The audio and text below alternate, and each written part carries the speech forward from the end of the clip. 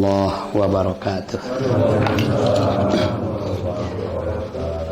Alhamdulillahilladzi hadana li hadza wa ma kunna linahtadiya laula an hadanallah.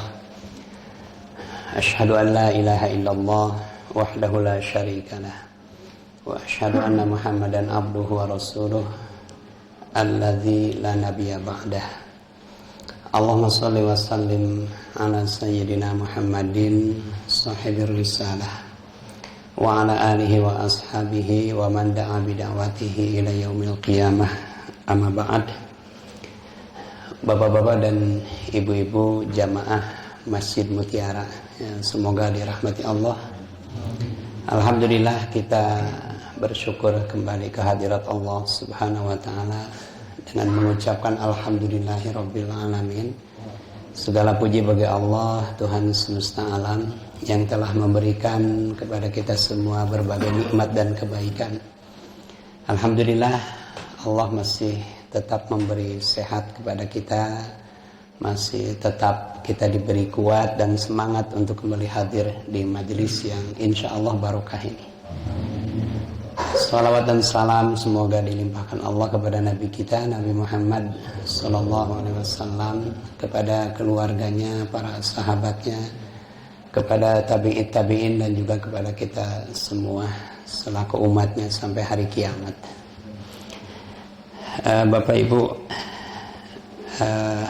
tema pagi ini tentang meraih prestasi yang terbaik, ya. Tema ini pernah saya sampaikan kepada ibu-ibu, ya, tapi saya ingin menyampaikannya kepada bapak-bapak, ya. Boleh kan ibu-ibu? Ya. Jadi mohon izin ibu-ibu, ya. Ya.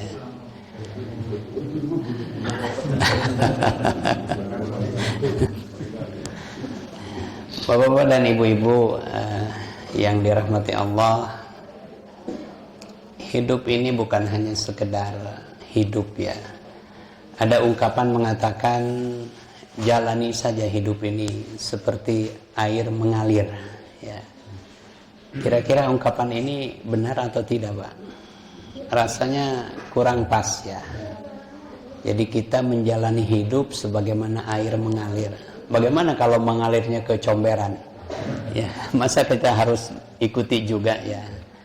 Air mengalir ke kanan, kita ikuti ke kanan, ke kiri kita ikuti ke kiri. Bukan begitu. Jadi hidup bukan hanya sekedar kita jalani seperti itu, tapi bagaimana kita bisa meraih prestasi terbaik di dalam hidup kita, ya.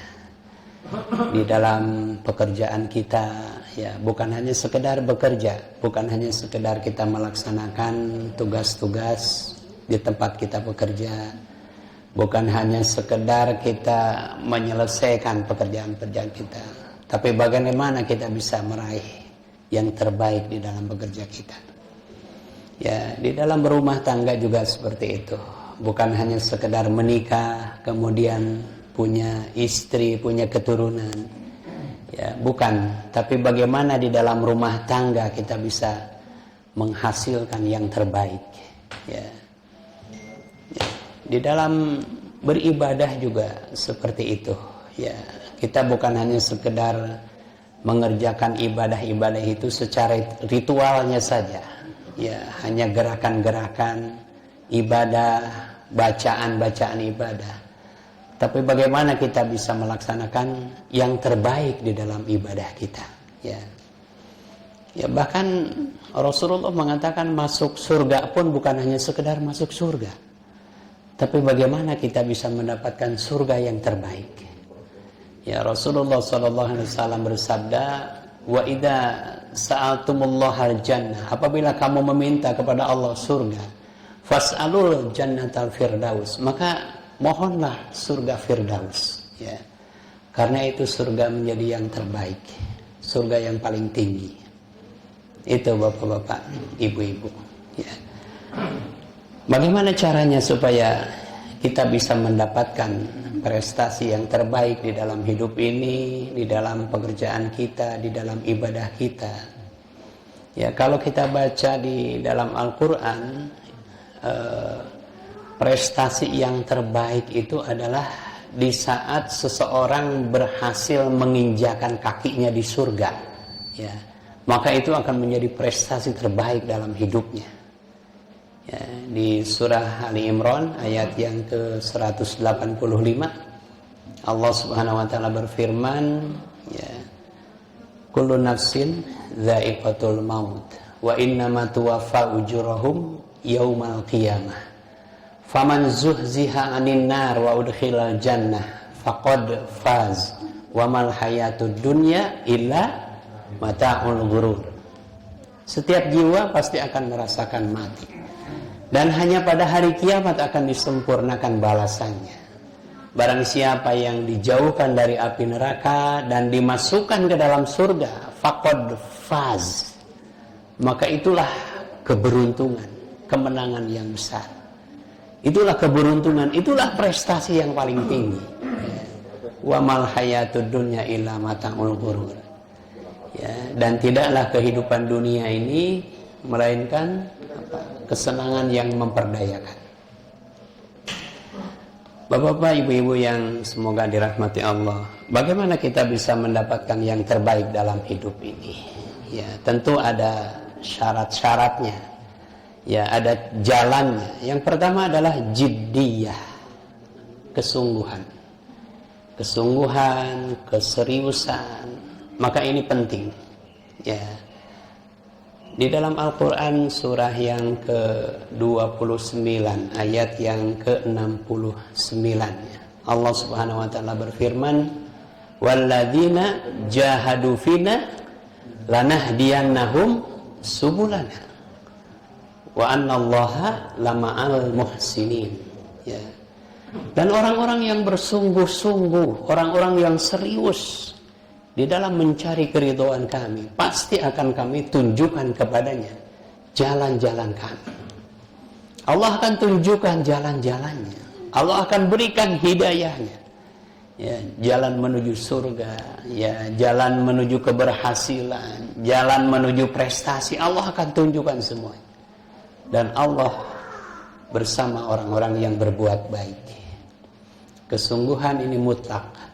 Bukan hanya di dalam urusan akhirat, bukan hanya di dalam melaksanakan kewajiban agama, tapi dalam segala lini kehidupan kita, kesungguhan ini mutlak menjadi syarat untuk mendapatkan yang terbaik. Ya, Bapak, Ibu-ibu, dalam satu hadis Rasulullah SAW bersabda, man jadda wajada. Barang siapa yang sungguh-sungguh, maka dia pasti akan mendapatkannya. Ya, dalam keterangan lain disebutkan man talaba syai'an jiddan fawajadahu. Barang siapa yang mencari sesuatu dengan sungguh-sungguh, pasti dia akan mendapatkannya. Tidak bisa kita mencari ridho Allah, tapi yang kita lakukan hanya asal-asalan. Yang kita lakukan hanya sekedarnya, tidak bisa. Ya, jangankan tadi untuk urusan akhirat, untuk urusan dunia saja, jika seseorang bekerja tidak sungguh-sungguh, dipastikan tidak akan berhasil. Ya, jika seorang pelajar tidak serius, ya, di dalam mencari ilmu, maka dipastikan tidak akan berhasil. Ya, dan jika kita di dalam melaksanakan ibadah ini juga tidak sungguh-sungguh, tidak serius, ya, di dalam melakukannya, maka jangan harap ridho Allah akan bisa kita dapatkan. Ini kesungguhan, keseriusan. Bahkan dengan sungguh-sungguh, sesuatu yang mustahil pun itu boleh jadi bisa didapat. Ya. Ada satu cerita, Bapak Ibu, ada seorang pemuda miskin. Dia putra dari seorang buruh tani. Ya, suatu hari dia melihat ada seorang perempuan cantik lewat, ya, di hadapannya. Di belakang perempuan itu ada beberapa pengawal. Lalu pemuda itu bertanya, siapa perempuan itu? Orang-orang mengatakan dia adalah putri raja, katanya. Ya, aku ingin melamarnya. Ya, Bapak Ibu, mustahil, mungkin nggak itu? menurut perhitungan manusia, mungkin nggak seorang pemuda miskin, ya dia hanya seorang anak dari buruh tani ingin melamar putri raja? Rasanya mustahil gitu ya. Besok harinya dia datang ke istana, lalu ditanya oleh pengawal, kamu mau apa? Saya ingin bertemu raja. Ada urusan apa? Ini berkaitan dengan putrinya, katanya begitu. Ya, ini berkaitan dengan keluarganya. Apa itu? Saya harus menyampaikannya kepada raja. Begitu kata pemuda itu. Nah, setelah berada di hadapan raja ditanya, kamu siapa dan mau apa? Kata raja. Pemuda itu mengatakan, saya seorang pemuda yang ingin melamar putri tuan. Ya, bapakmu siapa? Bapak saya adalah buruh tani. Ya, hanya buruh tani, bukan petani, Pak. Hanya buruh tani. Dan saya seorang pemuda yang miskin. Ya, kata raja apa? Kata raja, kalau kamu ingin yang bisa melamar putriku, dia harus putra seorang raja. Kalau tidak putra seorang raja, maka dia harus orang yang kaya raya. Ya. Pemuda itu bertanya, apa syaratnya kalau saya ingin melamar putri tuan? Kalau kamu ingin melamar putriku, bawakan kepadaku segerobak mutiara, katanya. Ya. Dia nanya, di mana mutiara itu adanya? Mutiara itu adanya di dasar laut. Lalu dia pergi, Pak, ke pantai, bawa ember. Ya, setiap hari dari pagi sampai sore dia kuras air laut itu dengan ember. Terus ingin mengambil mutiara di dasar. Kira-kira surut nggak, Pak, itu? Ya. Tidak surut lah. Ya, dia terus selama berminggu-minggu, berbulan-bulan. Ya, dia buang air laut itu ke hutan yang ada di pinggir pantai. Lama-lama hutannya kebanjiran dan jin-jin yang ada di situ pada keluar.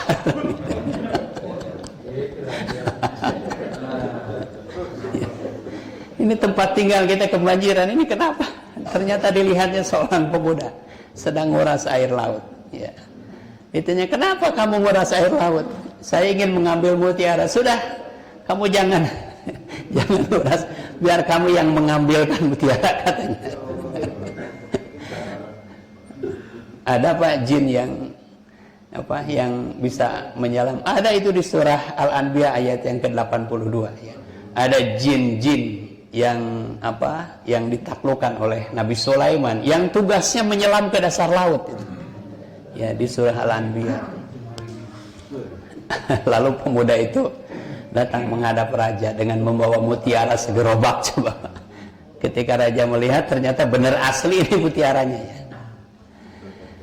Nah, itu deh, jadi dengan jiddiyah, dengan kesungguhan, maka sesuatu yang mustahil pun ya pasti akan bisa dicapai.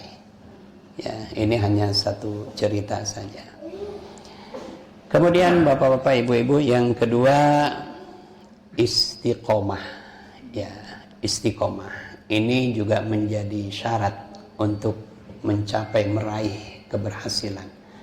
Ya, meraih prestasi yang terbaik. Istiqomah. Apa istiqomah itu? Konsisten.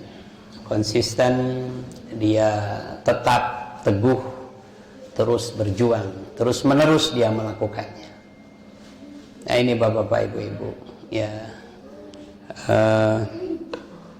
istiqomah ini menjadi syarat ya untuk meraih keberhasilan. Dalam satu hadis Rasulullah SAW ketika ditanya, ya Rasulullah, ayyul a'malu ahabbu ilallah, wahai Rasulullah, amal apa yang paling disukai Allah? Maka Rasulullah mengatakan, adwamuhu wa in qall, yang penting kamu istiqomah melakukannya, terus menerus kamu melakukannya, sekalipun amal itu tidak banyak. Ya, bapak-bapak, ibu-ibu, tidak usahlah kita beramal itu banyak tapi tidak istiqomah melakukannya. Ya, jika kita ingin melakukan kebaikan, lakukan yang sedikit demi sedikit. Yang penting kita terus menerus melakukannya. Ya. Lalu kepada Ibnu Umar, Rasulullah SAW bersabda, ya Ibnu Umar, la takun kafulanin. Wahai Ibnu Umar, jangan kamu seperti orang itu. Ya, dia melakukan kebaikan sangat banyak tapi tidak istiqomah melakukannya. Ya, dengan istiqomah walaupun amal itu hanya sedikit, insya Allah lama-lama akan menjadi banyak, Pak. Karena sesungguhnya gunung yang besar pun itu terdiri dari kerikil-kerikil kecil. Ya, kalau kita terus-menerus melakukannya, ya, maka insya Allah itu akan menjadi yang terbaik untuk kita. Ya, sama bukan hanya dalam urusan akhirat, ya, dalam urusan dunia pun istiqomah ini menjadi sangat penting. Ya, seorang pekerja, seorang karyawan perusahaan atau seorang PNS yang tidak istiqomah di dalam bekerja, lagi semangat dia pergi bekerja, lagi males dia tidak berangkat, maka dipastikan tidak akan berhasil. Sama seorang pelajar juga seperti itu. Ya, bapak-bapak dan ibu-ibu, ya, apabila kita mencari ilmu tapi tidak istiqomah, Pak, maka dipastikan kita tidak akan mendapat apa-apa. Ya, seorang sahabat datang kepada Nabi lalu dia bertanya, ya Rasulullah, ya, berilah aku satu nasihat yang dengan nasihat itu aku tidak usah bertanya lagi. Ya, lalu Nabi mengatakan apa? Ittaqillah tsumma istaqim bih. Bertakwalah kamu kepada Allah lalu istiqomah. Kamu teguh, ya, kamu konsisten di dalam ketakwaanmu itu. Ya, ini sangat penting istiqomah. Memang bapak-bapak, ibu-ibu, istiqomah itu tidak mudah. Ya. Bagaimana kita melaksanakan satu kebaikan itu secara terus-menerus. Makanya tadi tidak usah terlalu banyak, ya, berbuat baik itu. Yang penting istiqomah kita melakukannya.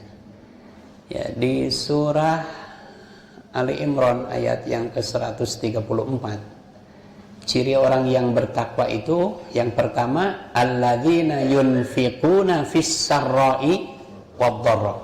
Orang-orang yang selalu berinfak baik di waktu lapang maupun sempit. Apa ini? Ini istiqomah, Pak. Betul tidak? Bagaimana orang yang berinfak, ya, tidak berhenti sekalipun dia sedang susah, ya, apalagi dia sedang punya gitu, tetap istiqomah melakukan. Jadi salah satu ciri orang yang bertakwa adalah orang yang istiqomah di dalam kebaikan. Ya. Istiqomah tadi memang tidak mudah. Ya. Ini satu perjuangan atau satu, kalau kita melaksanakan sholat berjamaah, ya, di masjid sekali dua kali itu gampang. Tapi bagaimana kita selalu melaksanakan sholat selalu berjamaah gitu, ya, di masjid. Nah, ini yang berat, Pak. Ya. Tapi ya, segala sesuatu harus ada perjuangan di situ, ya. Tidak asal-asalan, ya, tidak sekenanya, tidak. Rasulullah pernah ditanya oleh seorang sahabat, ya Rasulullah, kenapa Anda cepat beruban? Ya, Rasulullah itu masih muda tapi sudah kelihatan beruban. Kata Nabi, aku cepat beruban karena telah turun surah 11 ayat 112. Surah Hud ayat 112. Itu yang membuat aku cepat beruban. Ya. Apa ayatnya? Ya.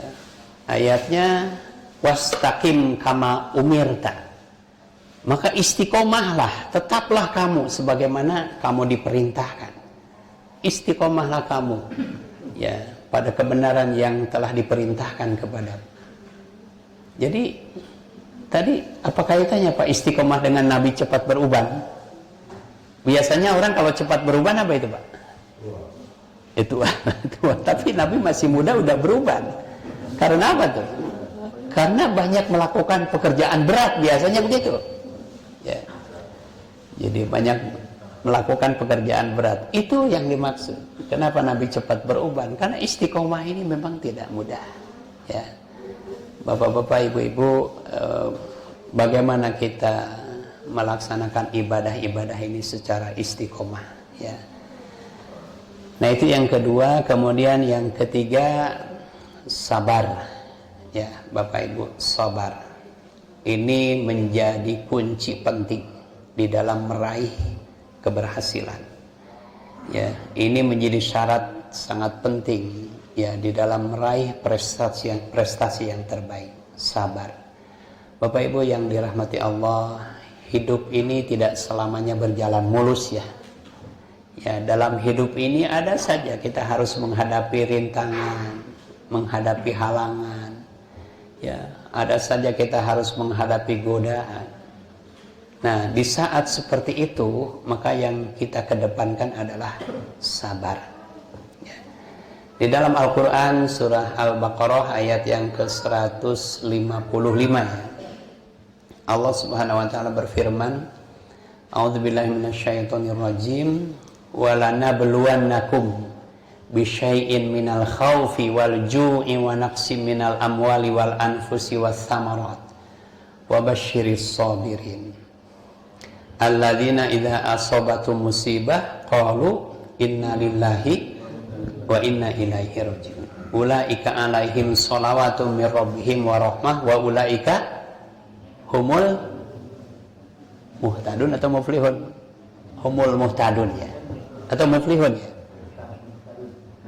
muhtadun, wa ulaika humul muhtadun.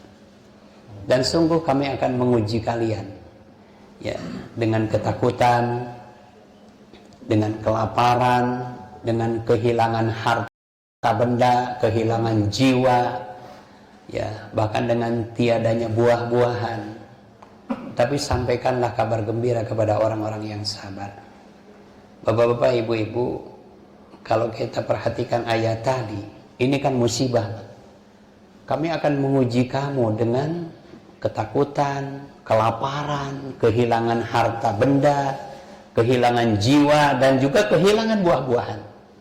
Ini kan musibah. Tapi di tengah-tengah musibah, Allah Subhanahu wa Ta'ala berfirman, wa basyiris sabirin, dan sampaikanlah kabar gembira. Ada kabar gembira. Ya. Di tengah-tengah musibah ada kabar gembira. Dan kabar gembira itu hanya untuk orang-orang yang sabar. Ya, apa kabar gembiranya? Allah akan mengganti bagi orang-orang yang sabar musibah-musibah itu dengan anugerah-anugerah. Ya. Sabar itu menjadi perkara yang sangat penting. Ya, di dalam Al-Quran surah yang ke-31 ayat 17 ya, ketika Luqmanul Hakim menasehati anaknya ya, ya bunayya aqimis sholah wa'mur bil ma'ruf wanha 'anil munkar wasbir 'ala ma asabak inna dzalika min azmil umur. Wahai anakku, dirikanlah sholat, ajaklah orang kepada yang ma'ruf dan cegah mereka dari yang munkar, dan bersabarlah ya terhadap apa yang menimpamu. Nah, inna dzalika min azmil umur. Sesungguhnya yang demikian itu perkara yang harus diutamakan. Ya, perkara yang sangat penting. Bapak Ibu, sabar adalah senjata paling ampuh untuk menghadapi berbagai kesulitan. Hanya orang-orang yang sabar yang akan meraih kemenangan. Ya, apa sabar itu? Sabar itu kemampuan bertahan pada situasi yang tidak menyenangkan. Ya. Jadi sabar itu, makanya ayat-ayat sabar itu kebanyakan di dalam perang, Pak. Ya. Sabar itu bukan ya dianiaya diam saja, ya ditakol cicing gitu. Bukan, sabar itu bukan seperti itu. Jadi sabar itu bagaimana seseorang bertahan di dalam perjuangan, sekalipun ia mengalami berbagai ketidaknyamanan, ya, sekalipun ia mengalami berbagai ketidakenakan, tapi dia tetap sabar. Ya, makanya ayat sabar itu banyak di dalam perang. Satu contoh misalnya di surah Al-Baqarah ayat yang ke-250 ya. Falamma barazu li Jaluta qalu Rabbana afrig alaina sabra wa tsabbit aqdamana wansurna alal qaumil kafirin. Maka tatkala mereka tentara-tentara Talut, tentara-tentara Daud, Nabi Daud itu maju berhadapan dengan Jalut dan bala tentaranya. Ya, Jalut ini seorang raja yang sangat berkuasa, yang punya pasukan sangat besar, punya kekuatan luar biasa. Sementara Talut ya, dan pasukannya, di situ ada Nabi Daud, salah seorang panglimanya, datang dengan membawa pasukan yang lebih sedikit. Ketika mereka berhadapan dengan Jalut, di situ orang-orang ketakutan. Ya, melihat pasukan yang sangat besar. Makanya disitulah mereka berdoa, Rabbana afrig alaina sabra wa tsabbit aqdamana. Ya Tuhan, limpahkanlah kepada kami kesabaran dan teguhkanlah pendirian kami. Jangan sampai karena takut kami lari itu, ya. Jangan sampai karena takut menghadapi musuh kemudian orang-orang tidak berani. Itulah sebabnya sabar itu artinya bertahan pada sesuatu yang tidak menyenangkan, ya, selama dia belum berhasil demi perjuangan, Mbak.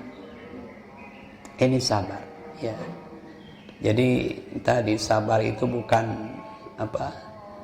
bukan diam saja, ya, tidak berdaya, menerima saja apapun yang diperlakukan orang lain kepada kita. Itu bukan sabar, itu namanya. Itu mah pasrah mungkin, ya. Namanya pasrah. Diteke ge cicing we. Nah, ini Bapak-bapak, Ibu-ibu, sabar, ya. Sabar itu menjadi sangat penting. Bahkan Bapak Ibu, ada pekerjaan-pekerjaan yang tidak bisa dilakukan oleh siapapun. Sehebat apapun orang tidak akan bisa melakukan pekerjaan ini kecuali orang-orang yang sabar, ya. Di surah yang ke-8 itu ayat yang ke-65, ya. Ya ayuhan nabi harridil mu'minina alal qital. Wahai Nabi, kobarkanlah semangat orang-orang mukmin untuk berperang.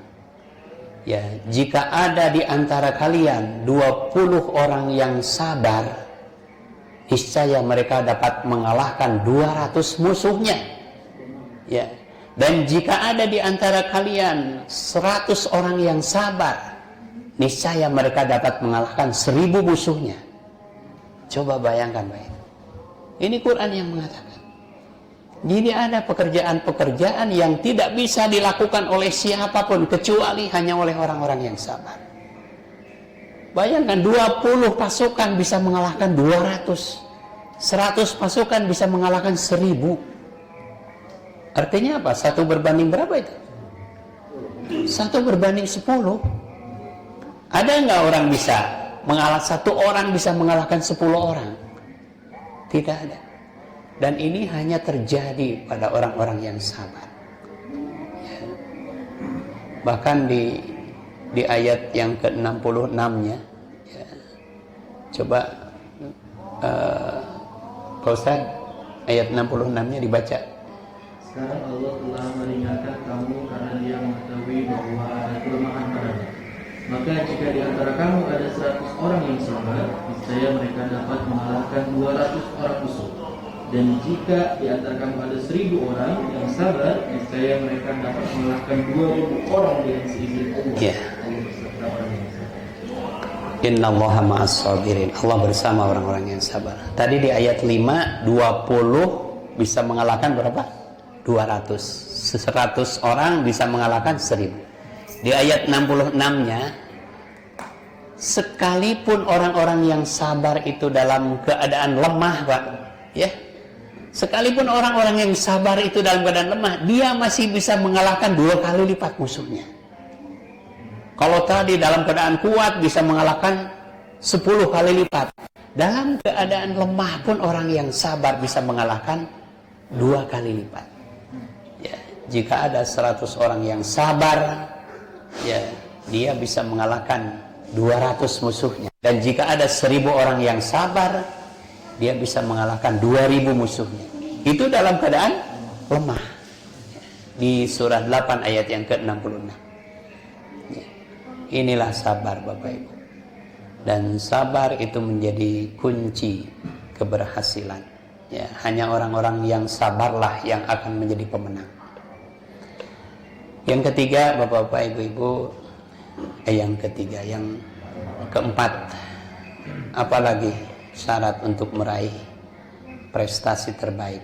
Yang keempat adalah thalabul ilmi, ya, mencari ilmu. Ini sangat penting, ya. Kita berusaha untuk terus menambah wawasan kita, menambah pengetahuan kita, ya. Kenapa?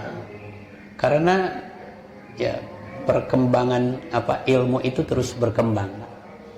Seorang pengusaha fashion misalnya pakaian, ya dia harus terus belajar mengikuti perubahan mode, kan begitu Pak? Ya terus menerus untuk mencari hal-hal yang baru.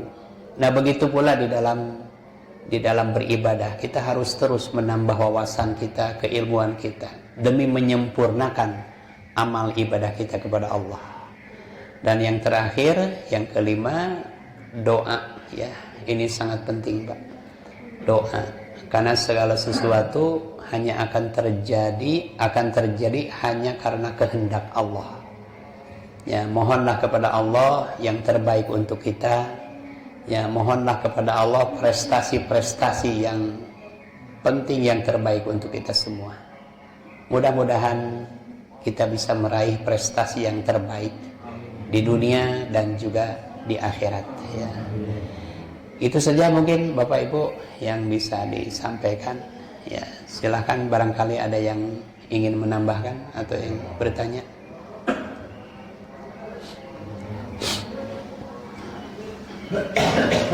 Saya nambahkan aja Pak. Ya Pak. Bertanya supaya orang lain nggak bertanya, kenapa saya nggak bertanya Pak? Saya memaknai kata sabar Pak. Ini sehingga saya bolak-balik baca Al-Quran. Saya berkesimpulan Pak, sabar itu adalah kemampuan untuk berbuat yang terbaik Pak. Kemudian kalau saya dikaitkan dengan syukur Pak, sebab ada 4 ayat dalam Al-Quran itu sabar selalu dikaitkan dengan syukur. Nah, saya melihat bahwa sabar itu adalah kemampuan berbuat yang terbaik. Sebagai contoh bagaimana Rasulullah kemampuan berbuat baik. Ketika dia dihina oleh seorang Yahudi, tapi dia tetap mendatangi Yahudi itu dan mengasih makan orang Yahudi buta itu. Nah, tapi kenapa dalam masyarakat sabar ini pengertiannya jauh menyimpang, Pak? Seperti yang Bapak katakan, sabar itu pasrah wae, tunggu saja.